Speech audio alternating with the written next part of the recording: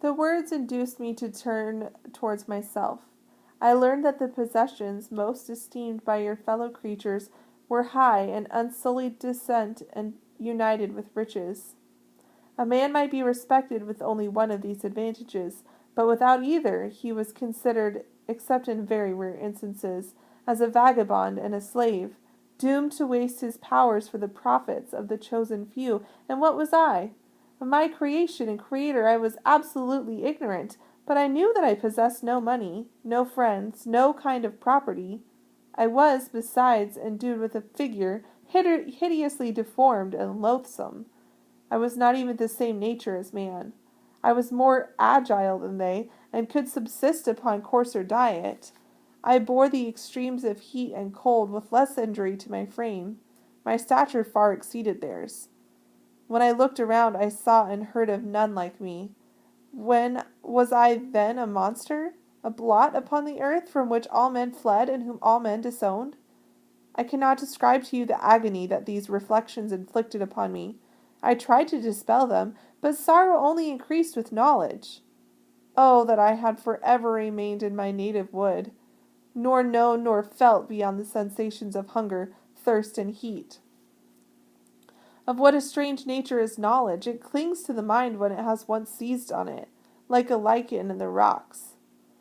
I wished sometimes to shake off all thought and feeling, but I learned that there was but one means to overcome the sensation of pain, and that was death, a state which I feared, yet did not understand. I admired virtue and good feelings, and loved the gentle manners and amiable qualities of my cottagers, but I was shut out from intercourse with them, except through means which I obtained by stealth, when I was unseen and unknown, and which rather increased than satisfied the desire I had of becoming one among my fellows. The gentle words of Agatha and the animated smiles of the charming Arabian were not for me.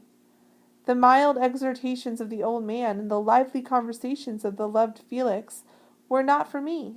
Miserable, unhappy wretch! Other lessons were impressed upon me even more deeply. I heard of the differences of sexes, and the birth and growth of children, how the father doted on the smiles of the infant and the lively sallies of the older child, how all the life and cares of the mother were wrapped up in the precious charge, how the mind of youth expanded and gained knowledge of brother, sister, and all the various relationships which bind one human being to another in mutual bonds. But where were my friends and relations? No father had watched my infant days. No mother had blessed me with smiles and caresses. Or if they had, all my past life was now a blot, a blind vacancy in which I distinguished nothing. From my earliest remembrance, I had been as then was in height and proportion. I had never yet seen a being resembling me, or who claimed any intercourse with me. What was I? The question again recurred, to be answered only with groans. I will soon explain to what these feelings tended, but allow me now to return to the cottagers, whose story excited me in such various feelings of indignation, delight, and wonder, but which all terminated in additional love and reverence for my protectors, for so I loved in an innocent, half painful self-deceit to call them.